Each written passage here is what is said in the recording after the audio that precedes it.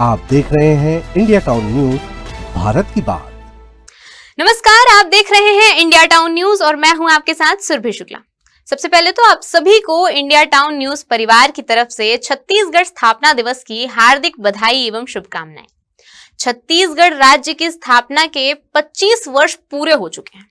राज्य स्थापना को लेकर नवा रायपुर में राज्योत्सव का आयोजन भी किया जा रहा है। राज्य के इतिहास की किताबों के पन्नों को पलटने पर पता चलता है कि आखिर क्यों इस इलाके का नाम छत्तीसगढ़ पड़ा। देखिए हमारी ये खास रिपोर्ट में।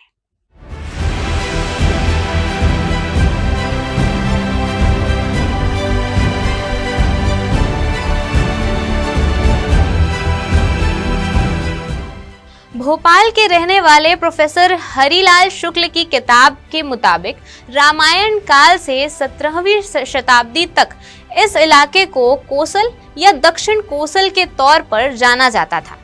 1664 में गंगाधर मिश्र ने कोसलानंदम महाकाव्य लिखा था, जिसकी पंक्तियों में दुर्ग यानी किलों का जिक्र है। इन्हें कुछ सालों बाद गढ़ कहा गया।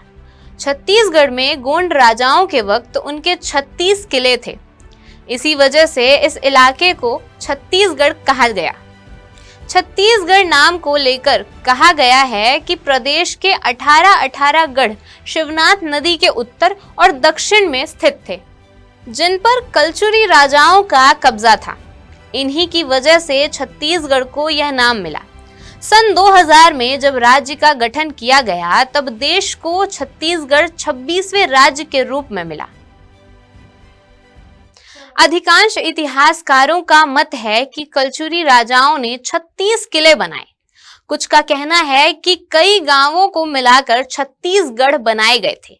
तब इस इलाके की राजधानी बिलासपुर जिले में स्थित रतनपुर हुआ करती थी। शिवनाथ नदी के उत्तर में कलचुरियों की रतनपुर शाखा के अंतर्गत 18 गढ़ और दक्षिण में रायपुर शाखा के अंतर्गत 18 गढ़ बनाए थे। वर्तमान समय में चैतुरगढ़ रतनपुर में किलों के साक्ष्य मौजूद हैं। इतिहासकार रमेंद्रनाथ रायपुर शहर के बूढ़ापारा इलाके में किला होने का दावा करते हैं। हालांकि 36 में से अधिकांश गढ़ों के अवशेष वर्तमान में नहीं मिलते। कभी मध्य भारत का एक हिस्सा कहलाने वाला इलाका धान की लहलहाती फसलों से समृद्ध धान का कटोरा आज पूरे देश की पहचान है छत्तीसगढ़। लेकिन इस पहचान तक पहुंचने का रास्ता आसान नहीं था।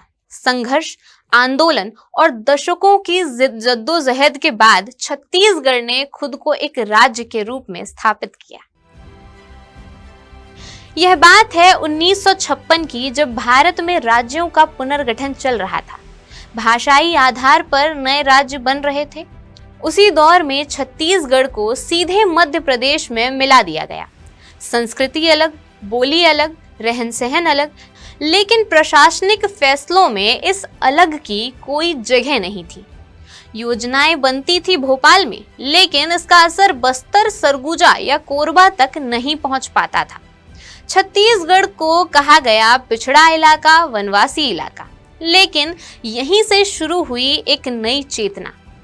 1970 के दशक में उठी पहली बड़ी आवाज ठाकुर प्यारेलाल सिंह, पंडित सुंदरलाल शर्मा और डॉक्टर खूबचंद बघेल जैसे समाज सेवकों ने छत्तीसगढ़ी अस्मिता की नींव रखी।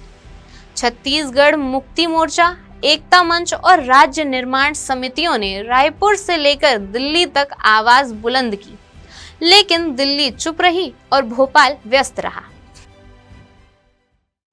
80 और 90 के दशक में ये मांग कई बार संसद तक पहुंची, लेकिन हर बार राजनीतिक दीवारों से टकराकर लौट आई। मगर एक नेता थे जिन्होंने इस आवाज को सुना। अटल बिहारी वाजपेयी, जिन्होंने लोकसभा में कहा था कि छत्तीसगढ़ की मांग जायज है। 1998 में एनडीए सरकार बनी और 1999 में संसद में पेश हुआ छत्तीसगढ़ राज्य पुनर्गठन विधेयक। 25 अगस्त 2000 को संसद ने मंजूरी दी, राष्ट्रपति की मुहर लगी और 1 नवंबर 2000 में छत्तीसगढ़ बना भारत का 26वां राज्य।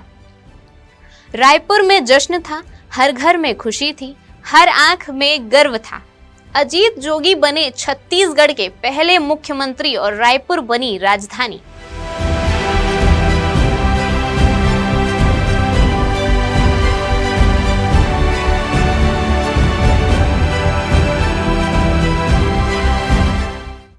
छत्तीसगढ़ का राज्य बनना सिर्फ एक राजनीतिक फैसला नहीं था, ये उस समाज की जीत थी जिसने बरसों तक अपनी पहचान के लिए संघर्ष किया।